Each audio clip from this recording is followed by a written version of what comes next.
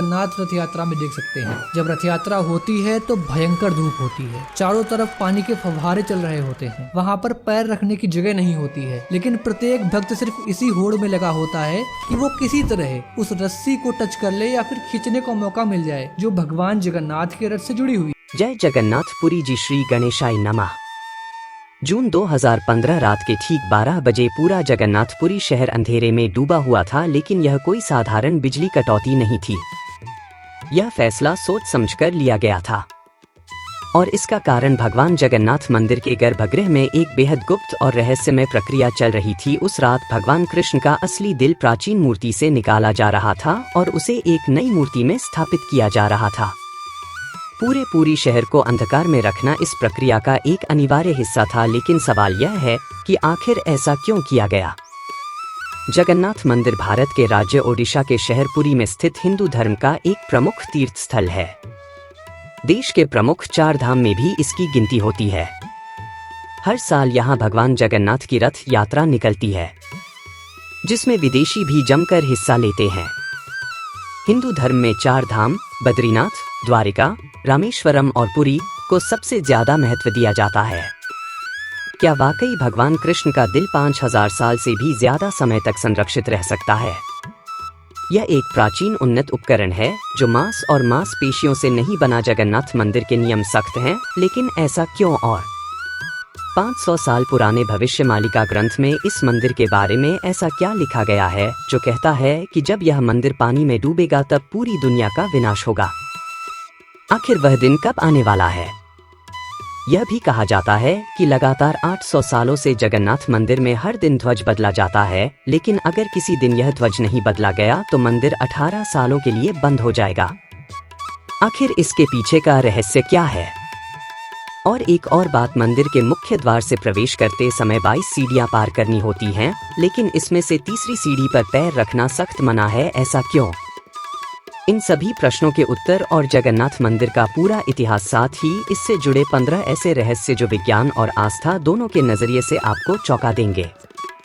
जगन्नाथ मंदिर कलिंग वास्तुकला का एक उत्कृष्ट नमूना है जो द्रविड़ नागर शैलियों के मिश्रण का प्रतिनिधित्व करता है। मुख्य मंदिर भव्य रूप से खड़ा है और कई छोटे मंदिरों, मंडपों, स्तंभों वाले हॉल और पवित्र जलस्रोतों से घिरा हुआ है। मंदिर का शिखर लगभग 58 मीटर 190 फीट की ऊंचाई तक पहुंचता है, जिसे हिंदू पौराणिक कथाओं के दृश्यों को चित्रित करने वाली जटिल नक्काशी से सजाया गया है। हम इन सबसे अलग बात करने वाले हैं, अद्भुत और रहस्यमयी अनसुलझे रहस्यों की। और हम बात करेंगे भगवान कृष्ण के हृदय से जुड़े उस रहस्य की जो सदियों से छुपा हुआ है। हम बात करेंगे भविष्य मालिका की उस भविष्यवाणी की जो पूरी दुनिया को हिला सकती है। और इसके साथ साथ हम इतिहास, रहस्य और विज्ञान के दृष्टिकोण से जगन्नाथ मंदिर की परंपराओं, वास्तुकला, मंदिर की अद्भुत कहानियों की। जगन्नाथ मंदिर भारत के ओडिशा राज्य के पुरी शहर में स्थित है और इसे दुनिया के सबसे रहस्यमय मंदिरों में से एक माना जाता है। जगन्नाथ का अर्थ है जगत के स्वामी। बद्रीनाथ, द्वारिका और रामेश्वरम के साथ पुरी का जगन्नाथ मंदिर हिंदू धर्म के 4 पवित्र धामों में से एक है। इस मंदिर का उल्लेख प्राचीन ग्रंथों जैसे ब्रह्मा पुराण, नारद पुराण और स्कंद पुराण के उत्कल खंड में मिलता है। ऐसा माना जाता है कि यह मंदिर सतयुग की शुरुआत से ही अस्तित्व में है और इसकी दिव्यता आज भी भक्तों को अपनी ओर आकर्षित करती है।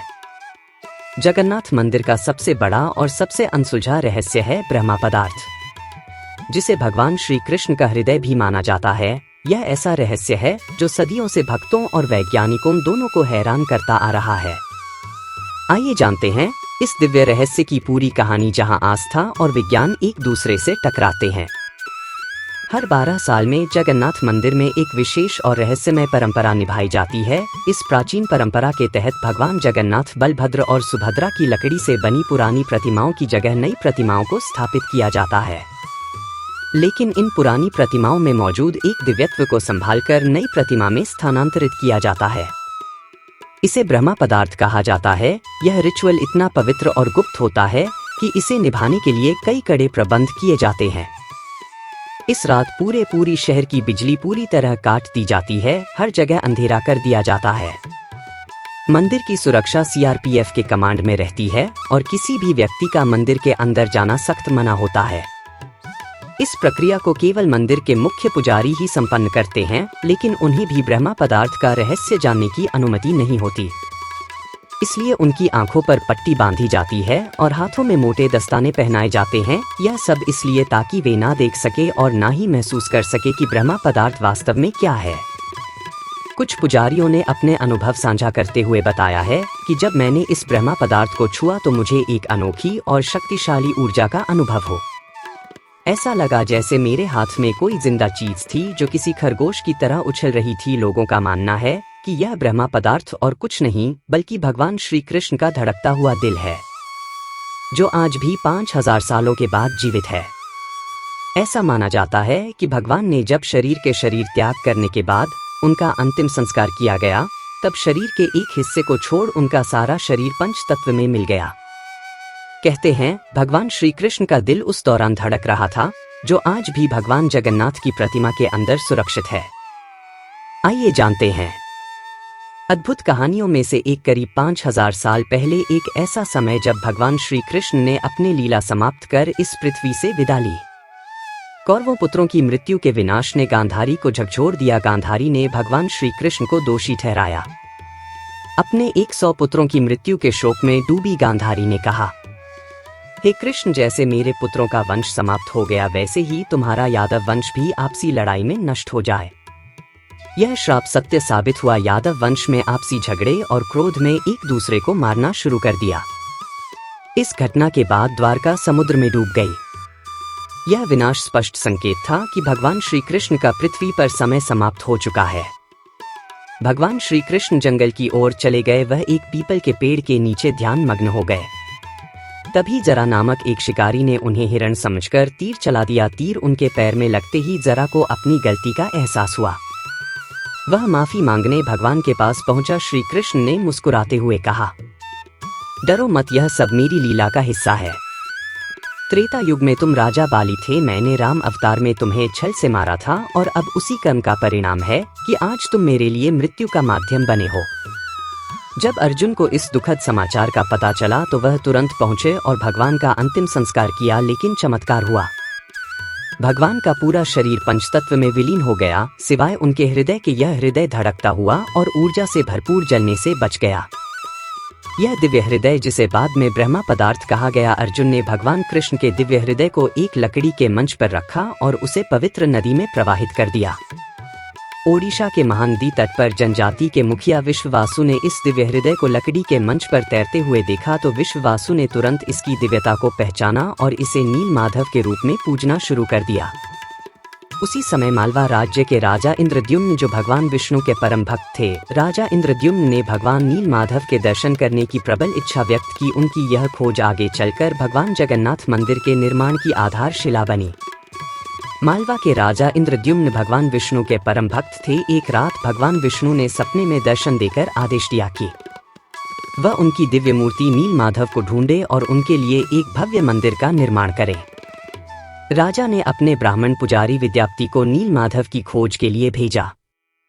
कई दिनों की कठिन यात्रा के बाद विद्यापति ने आदिवासी मुखिया विश्ववासु के बारे में सुना, जो एक गुफा में छिपी इस दिव्य मूर्ति की पूजा करता था।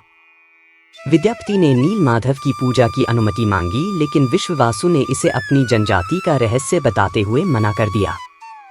विद्यापति ने तब चालाकी से उनकी बेटी ललिता से विवाह कर लिया और इस प्रकार विश्ववासु का विश्वास अर्जित किया। ललिता के माध्यम से विद्यापति ने विश्ववासु को मनाया और उसे गुफा तक ले जाने के लिए राजी कर लिया। यात्रा के दौरान विद्यापति ने चुपचाप रास्ते में सरसों के बीज गिरा दिए ताकि वह वापसी पर रास्ता पहचान सके। जब विद्यापति ने पहली बार नील माधव की मूर्ति देखी तो वह उसकी दिव्यता से मंत्रमुग्ध हो गए। तुरंत उन्होंने राजा इंद्रद्युम्न को इस अद्वितीय मूर्ति के बारे में सूचित किया, लेकिन जब राजा गुफा पहुंचे तो मूर्ति वहां से गायब थी। विश्ववासु ने मूर्ति को छिपा दिया था, यह सोचकर कि राजा इसे अपने साथ ले जाएंगे। इस घटना से राजा इंद्रद्युम्न बेहद दुखी हुए। तभी भगवान विष्णु ने फिर से उन्हें सपने में दर्शन दिए और निर्देश दिया कि पुरी के समुद्र तट पर जाएं। भगवान ने कहा, एक विशाल नियम का पेड़ बहकर आएगा, उसी पेड़ से मेरी नई मूर्ति बनाओ। राजा ने आदेश का पालन किया और समुद्र तट पर अपने सेवकों को भेजा।